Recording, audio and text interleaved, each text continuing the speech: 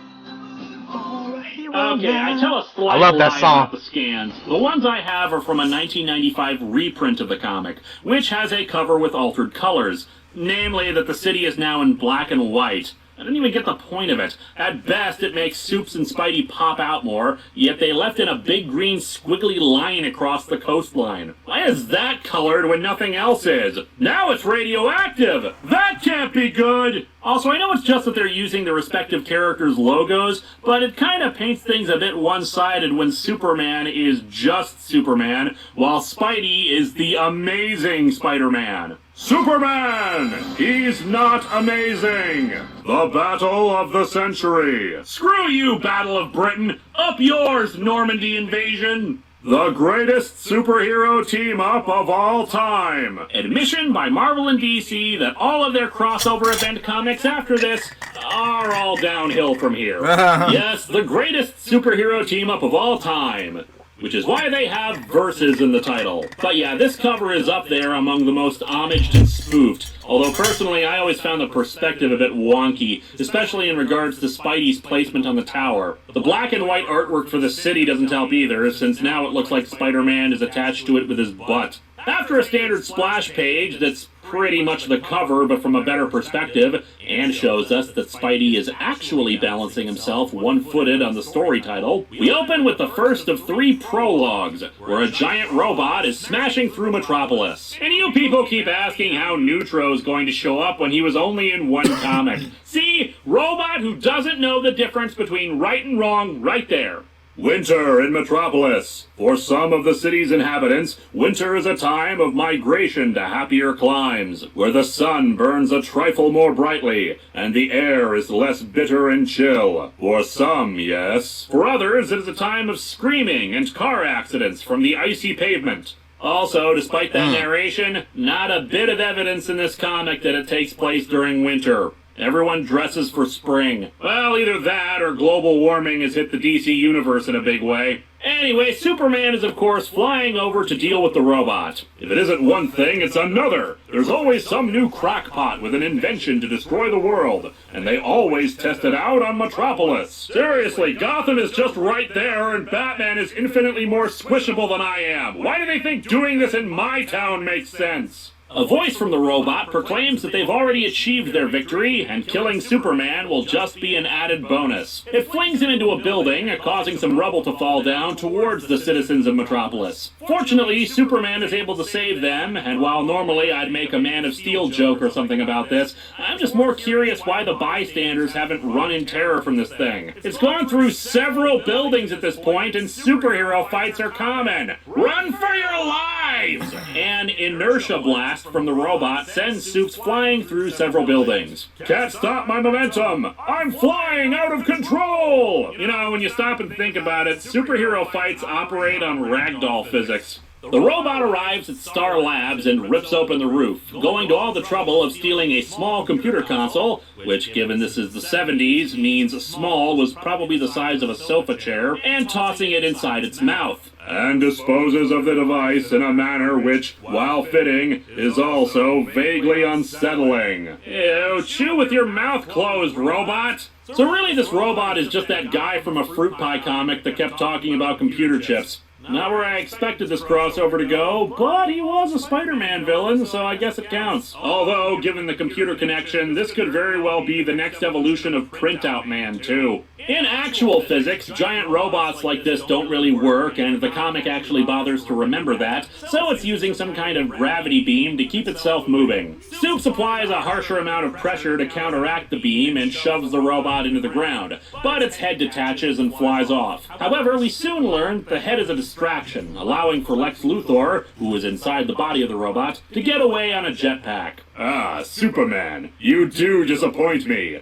Even a child could have seen that flying head was a mere decoy. Was it? It's a good thing you don't have enhanced hearing and speed, or else me yelling this out would mean you could come and stop me again. Superman returns to the Daily Planet, the Galaxy Communications Building. Yeah, quick explanation there. In the 70s, before reboots were a common thing, there was an attempt to streamline the DC universe and remove some of its goofier elements. The cornerstone of it all was Superman, in a storyline called The Sandman Saga. No, not that Sandman.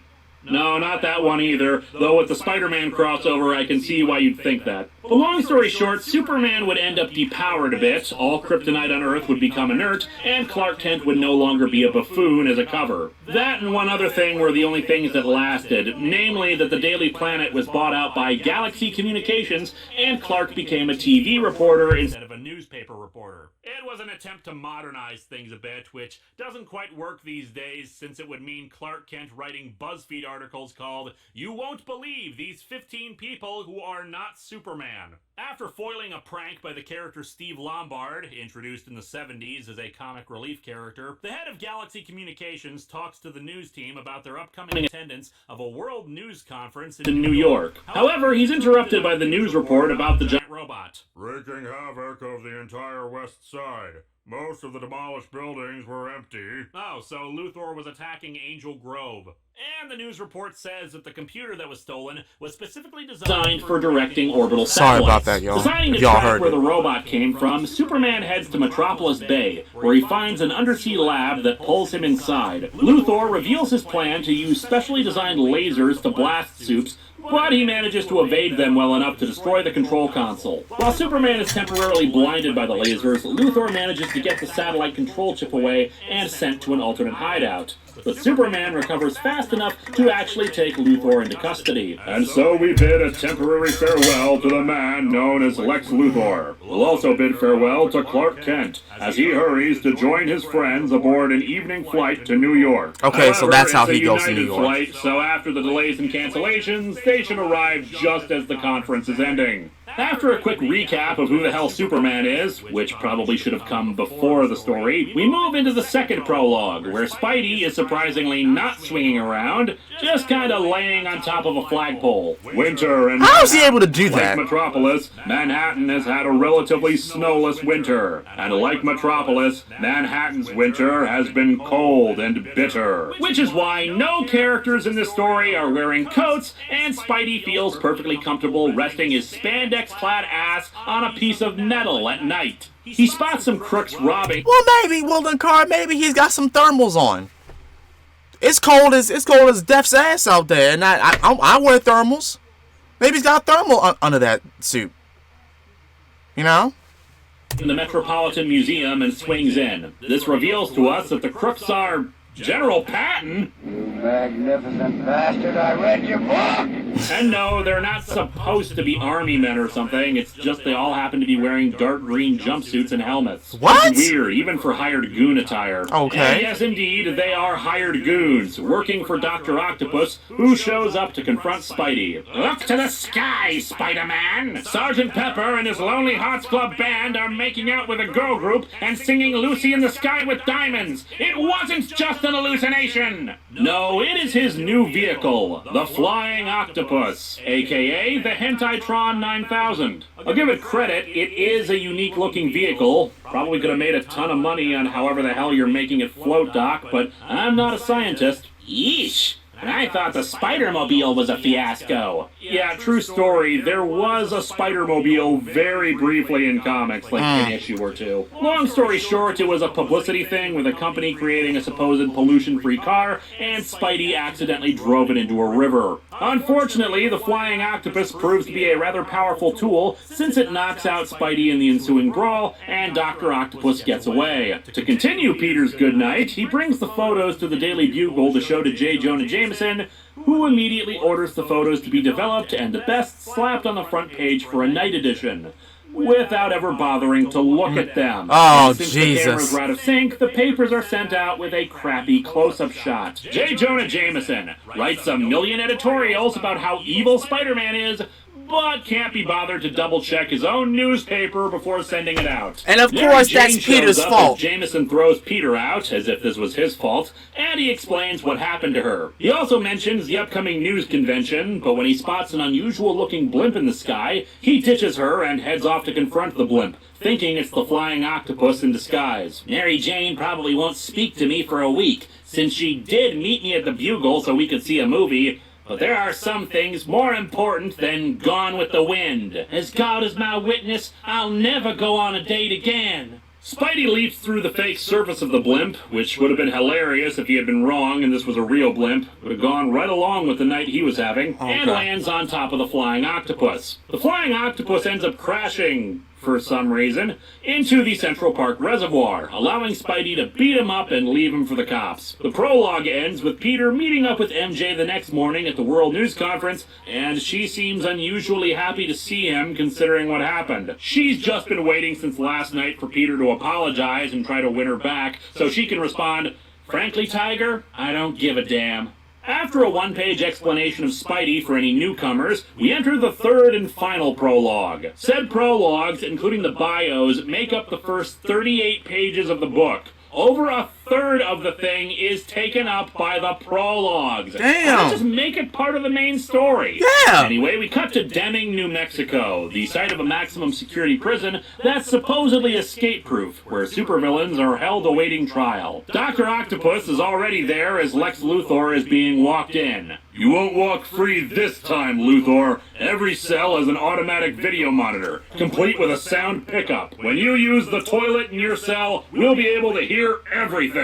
And the way you were searched back in the prison hospital, you couldn't carry a toothpick in here without someone knowing it. Never mind your usual arsenal. Why do you even carry that many combs? What do you need them for? Face it, Luthor, we've got you, and we've got you good. We're finally gonna nail you for stealing those 40 cakes, Luthor!" The two villains recognize one another, and of course point out their respective superhero nemesis screwing them over. Yeah, this is probably a good time to point out an oddity with the crossover. Most of the time, you expect crossovers like this to function around parallel universes. And several do, like Marvel vs. DC, JLA Avengers, but more times than not, they just pretend like the two inhabit the same universe, and have always inhabited the same universe. Oh, that By makes their no very sense nature, because they're out of continuity anyway, aside from JLA Avengers. That's a story for another day. But it just feels kind of weird because when you think of the totality of some of these characters and the universes they inhabit, right, the idea that you've got, say, the Fantastic Four going up against Black Lanterns, or the Teen Titans aiding Spider-Man during the Clone Saga, it's just weird to think about how different the stuff would be simply by them being in the same world. Seriously. Here, though, this is the 70s, before big crossover events, before there were hundreds of superheroes running around. It's just two supervillains meeting up and starting to plot and scheme together. On that note, Luthor proposes the two team up after they escape, although Dr. Octopus balks at the idea of them escaping. Luthor does indeed have a plan, though. While he was thoroughly searched, what they didn't find was a false layer of skin on his arm, hiding a very tiny amount of electronics that he quickly assembles into a sonic disruptor that knocks out the guards listening in on him, then uses a small power transmitter that will reactivate Dr. Octopus's robot appendages. And that would have helped me escape if Dr. Octopus hadn't been here by... Well, look, I'll be honest. I just wanted to watch TV when they switched it off at night. And so the third prologue ends with the two escaping together, with the hilarious image of Luthor getting a piggyback ride from Dr. Octopus. That makes no sense. And all across the earth, even in their ignorance, people tremble just a bit tonight. Yes, behold this terrifying image, everybody, and cower in fear. After a profile page on our villains, we begin Chapter 1, A Duel of Titans. Not the way I expected a remake of Clash of the Titans to go, but hey, I'm willing to give it a shot. So this is the World News Conference. So this is a thing that human beings don't actually say. It all seems rather confusing, Mr. Robertson. Where are the panels about prying into celebrities' personal lives, or the booth for pretending that something innocuous is newsworthy? Jameson wants Peter to do something for him, but Peter responds that he promised MJ they'd actually be taking a holiday while here. Jameson plays nice for a second, that a hard-working photographer needs a break now and then,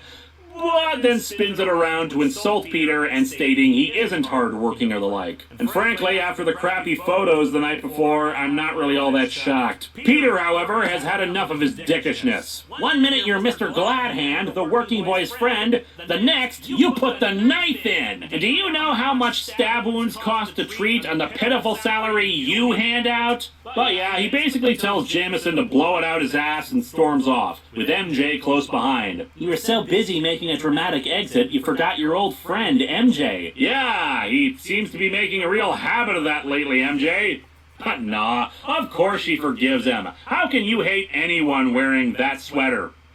Meanwhile, Clark is talking with Lois about ComLab 1, an orbiting communications laboratory that NASA is going to launch. The mystery about it is that nobody seems to know what sort of experiments ComLab is actually going to be doing. Well, Clark, you know that April Fool's joke about recovering lost Doctor Who episodes thanks to transmissions beamed into space? Well, let's just say that somebody really wants to see a complete version of Marco Polo. After a thing that goes nowhere about Clark's boss, Morgan Edge, wanting to temporarily replace him as a newscaster with Walter Cronkite when the election season starts up, Lois goes to get some photos of the ComLab model. Something normally Jimmy Olsen would handle, but I guess he's too busy getting drunk with Ned Leeds or something. But since Lois Lane is the unluckiest human being in the universe, she trips over the scaffolding. Fortunately, she's saved by Peter, who was also after some shots of the thing. The two realize who the other is thanks to their own reputations in newspapers. Mary Jane comes over and Peter introduces Lois as Miss Lane. Miss? I guess you're not the liberated type, eh, Miss Lane? Some men like that sort of thing. Some men dig their women feminine. Right, Peter dear? The hell? What the hell? Wow, what's that about? Apparently a second wave feminism thing that's not really as big a deal anymore. The use of Miss, Ms, or Mrs. Basically objection over the terminology for various reasons, mostly relating around the fact that women have multiple honorifics tied to their marital status versus men who only have Mr. But you know what? You know, the reason why a lot of people say miss or ma'am, it's not because of just that. It's a sign of respect. You don't know the person. So why not just call him sir, ma'am, miss? People do this all the time. It doesn't matter whether they are married or not. It's just a sign of respect. I was taught that when I was a child. I had to call people miss and ma'am and sir, mister. How is that how is that oh my god, how is that triggering a feminism? That's just, this comic is it, you know.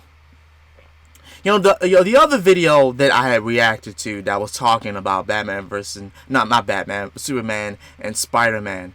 It's more, it really is playing down and trying to make Spider-Man's story and everything about him just uninteresting and unaware of itself. Like the whole backstory with how he became Spider-Man. Superman didn't get that same thing, so why would Spider-Man get that? People knew about Spider-Man. I should hope. Like, what? See, this is what I'm talking about, bro.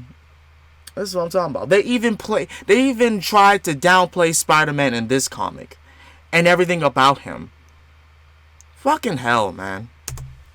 But this bit baffles me for a number of reasons. One, the fact that MJ is being catty about it to another man whom she has never spoken to. Right! Two, the fact that she's pissy about her using Miss when it was Peter who called her that. Three, the assumption that using the term makes her more feminine. Four, that being more feminine is somehow a thing to be ridiculed. Exactly! And five, despite this being a thing related to feminism of the 1970s, she's only doing it because she's jealous of Lois as a rival for Peter's affections. Peter Parker, the guy who just referred to you not as his girlfriend, but as a pal. Right. Peter Parker, the guy who twice now has run off on you, one of which was the night before when he ditched you on your date. Peter Parker, who apparently ditched you a third time now because you had to go find him in order to be in this situation. No wonder writers wanted to get rid of the marriage if their perception of Mary Jane was as a jealous, judgmental jackass. But of course, Lois alleviates her concerns about being attracted to Peter since he's too young for her, and that she's only got eyes for big blue Boy Scouts. Speaking of, Superman flies down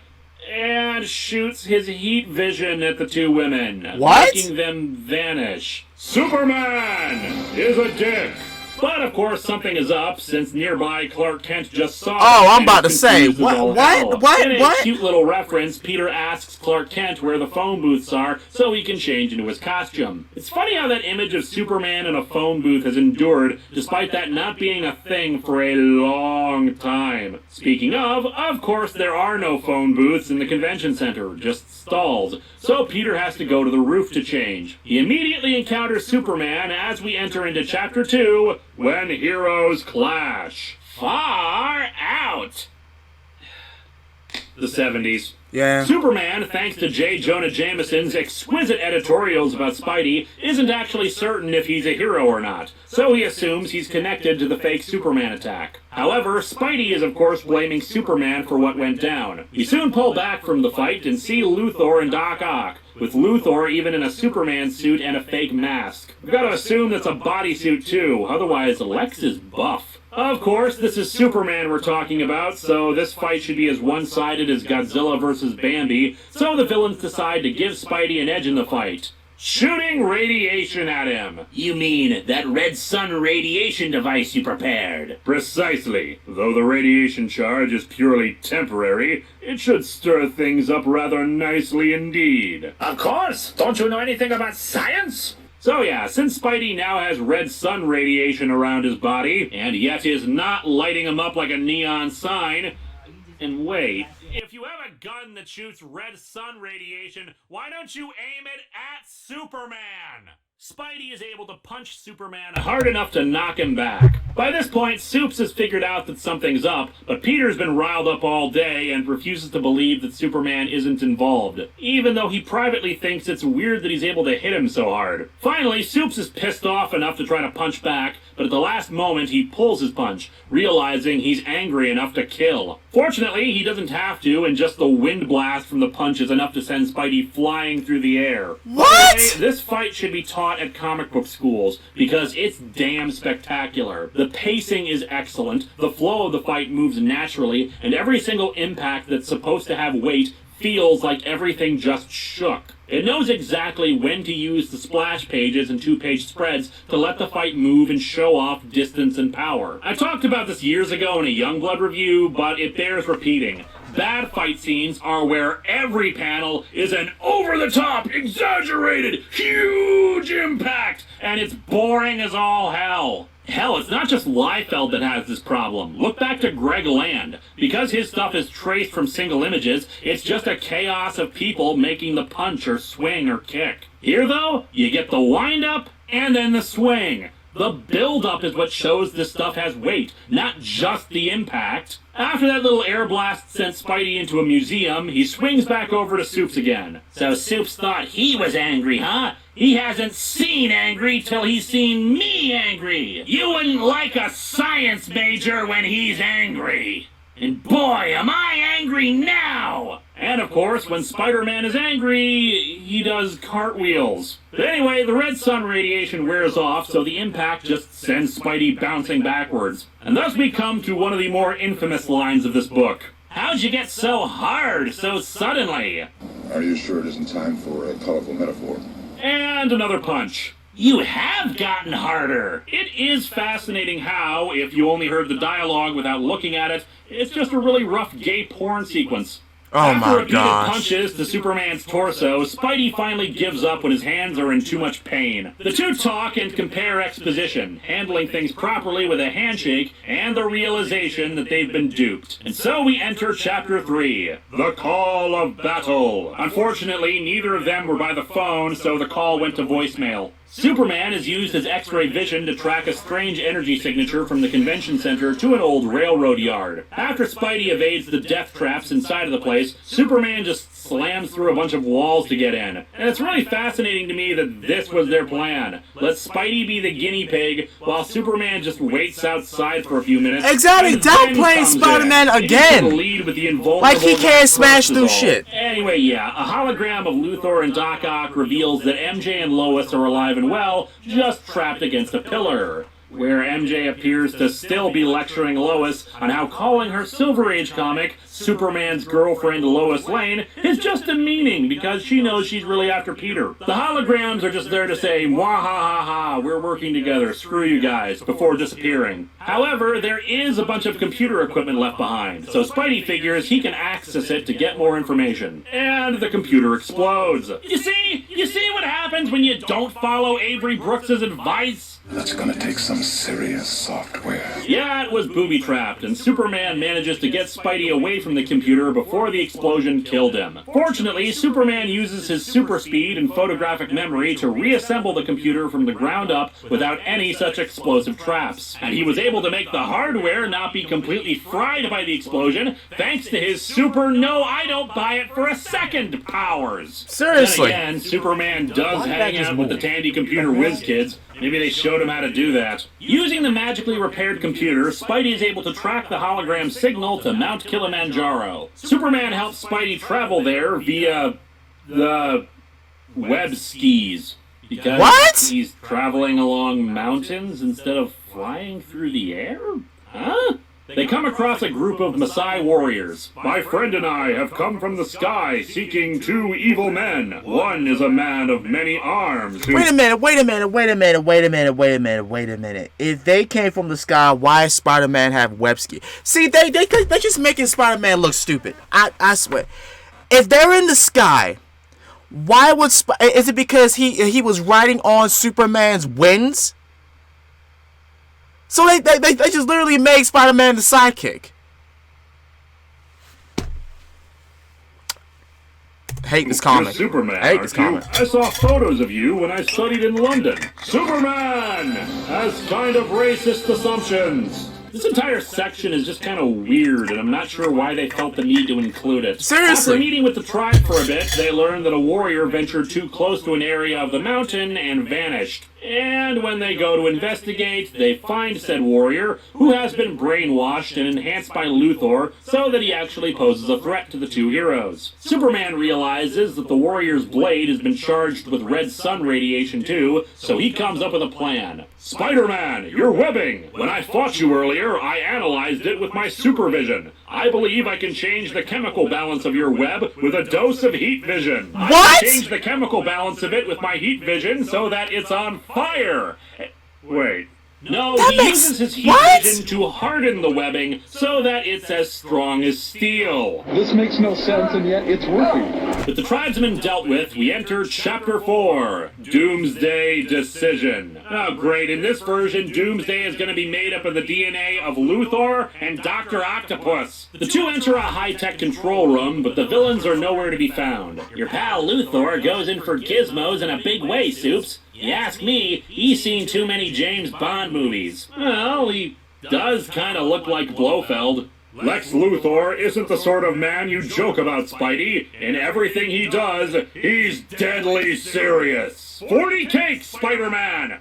40 cakes! Discovering a rocket silo, they soon realize where the two have gone. Into space. They're on a rocket ship on their way to the abandoned orbital headquarters of the Injustice Gang, a supervillain team. And as we see on the rocket, they even have their own spiffy logo and everything. This is why branding is so important. After an interlude where Morgan Edge and J. Jonah Jameson get together to complain about Clark Kent and Peter Parker respectively, we see the launch of ComLab by NASA, where Luthor's plan comes to fruition. Using the stolen computer from the beginning, he takes control of ComLab and fires a laser into Earth's atmosphere, somehow generating a hurricane. Fortunately, Superman and Spider-Man are on their way, with Superman, of course, being able to travel through space without a spacesuit because shut up, while Spidey is piloting another spacecraft. Also shut up. Spider-Man seems to be handling that borrowed space shuttle model fairly well. I'm guessing that's just another Injustice Gang shuttle, since the alternative is that NASA secretly has easy-to-deploy green shuttlecrafts available already. Then again, considering they apparently put a satellite in orbit that can create hurricanes, maybe I shouldn't be that surprised that NASA is keeping secrets. Our heroes try to intercept the laser, but both are knocked out and brought aboard the satellite. Surprised, Kryptonian? Don't be. I used ultra-frequency sonics in that laser probe. Ultra-frequency sonics in a laser probe. Okay, now they're just making up stuff. Space. They're just making up stuff. That makes no sense. I don't have any clips left to describe how you clearly don't understand how any of those things work. Luthor explains his plan. He's going to threaten the U.S. government with expanding the hurricane's power and destroying even the world if he's not given $10 billion. Pretty simple and effective plan, really, though I'm not exactly certain where he intends to spend that money. I mean, the problem with supervillain plans like this are that they assume that they'll be able to walk into a mall or something afterwards and go on a shopping spree. Or maybe he'll just order stuff off of Amazon, I don't know. In any event, our heroes leap into action, with Spidey taking on Luthor and Superman Doc Ock. Unfortunately, Luthor also controls the gravity on board the satellite, decreasing it significantly. The villains apparently have experience fighting like this, but our heroes do not, and Superman is apparently still dazed from the laser, so the villains easily repel them. Superman comes up with their counter-strategy, letting the opponents make the first move, and then using their momentum against them. Not that it makes a difference, though, since Spidey soon points out that the hurricane Luthor started is already growing out of control, and Luthor does not give a crap. What began as a simple blackmail plan will end in the glorious destruction of a planet which held my genius in contempt. Considering you're using your genius to destroy the planet, you haven't exactly offered a reason why they shouldn't hold it in contempt. While Superman goes off to deal with things himself, Spidey points out to Doc Ock how insane this is. He's gonna destroy the Earth. Where are you gonna spend your loot then, friend? Well, technically, if Luthor destroys the world, he's not gonna get any loot anyway, so no problem there. Yeah. Doc Ock, of course, intervenes and smashes the controls, breaking off the laser's actions. However, the damage has been done, and a huge tidal wave is headed for the Atlantic coast. But of course, that's where Superman comes in, accelerating himself to Mach 3 and repeatedly flying in front of the tidal wave, creating a cresting wall of sound. Phil Spector, savior of Earth. He's successful and the wave subsides. And then, of a sudden, there is peace. And there will be peace. There will be peace when the people of the world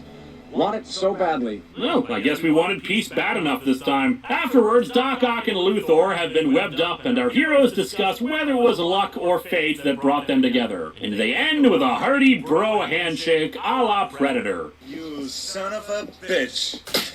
And so our comic ends with our heroes in their civilian identities, as both have conveniently gotten footage and photos of the Superman and Spider-Man battle that schmoozes things up with their respective bosses. The two walk off into the night with their girlfriends in tow, who are none the worse for wear despite having been chained up in space for most of the story. This comic is a classic, and pretty damn good. It is not without its flaws, of course. The Maasai Warriors inclusion feels more than a little iffy, and ultimately contributed nothing to the story that couldn't have just instead involved another robot. Hell, you could have cut out all of that and extended the title fight a little longer. Don't get me wrong, the fight is fantastic and probably only lasts as long as it needs to, but since this is a 90-page book, maybe the title fight should not last less than a fifth of the total length of the story. Hell, it's not even half the length of the prologue. Seriously? Dr. Octopus feels kind of like And an the backstory afterthought for when Luthor Spider-Man is the didn't make any brains behind sense. everything, including their escape. Hell, Spidey himself seems to have the short end of the stick here. Yes! He's presented as a hothead and less necessary than Superman. Sure, we see how skilled he is, but it's Superman who fixes most of the problems in the story just by having an awesome array of powers. Spidey does stuff, but it just doesn't feel quite like Spidey is on his A-game here next to someone as powerful as Superman. Still, that's a minor complaint in the grand scheme of things. It's still a very enjoyable book with a great throwdown between the two heroes before they join up and save the day. Good stuff. Next time, we are not in for good stuff. For the next 3 weeks, it's graduation day. The world kind of comic is that? Or is that even a comic? I didn't like that. I'm sorry. I didn't like that. Like, you downplaying Spider-Man and him not having, like, super strength. Like, that makes no sense. Spider-Man can literally pick up a fucking building.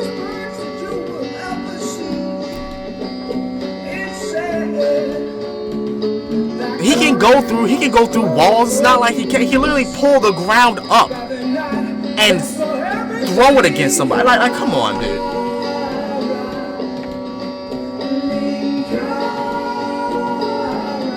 And the whole thing with MJ, that was just dumb.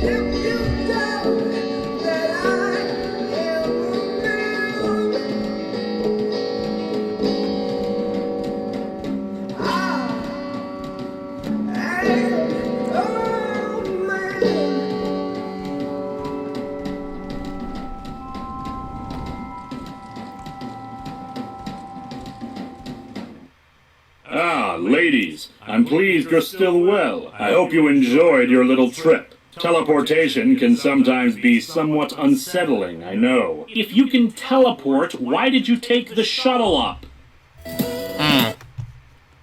Good question. Good question. But yeah, thank you for that video, Linkara. Thank you for giving your insight on it. I didn't like it. I'm not really a big Superman fan. I used to be as like a little kid, but seeing that, I just like them making him to be like this unstoppable god. Like, it just doesn't make any sense to me. It really doesn't. And I know people are gonna, think differently, and that's fine. That's more than fine. It's just when you downplay a character just to make another character look better, like, it's not. No,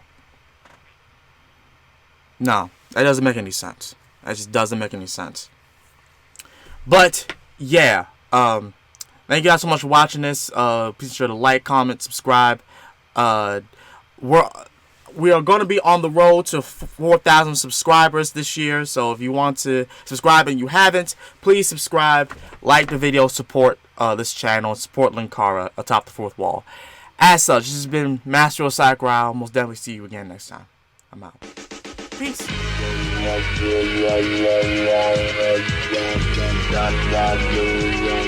Yeah.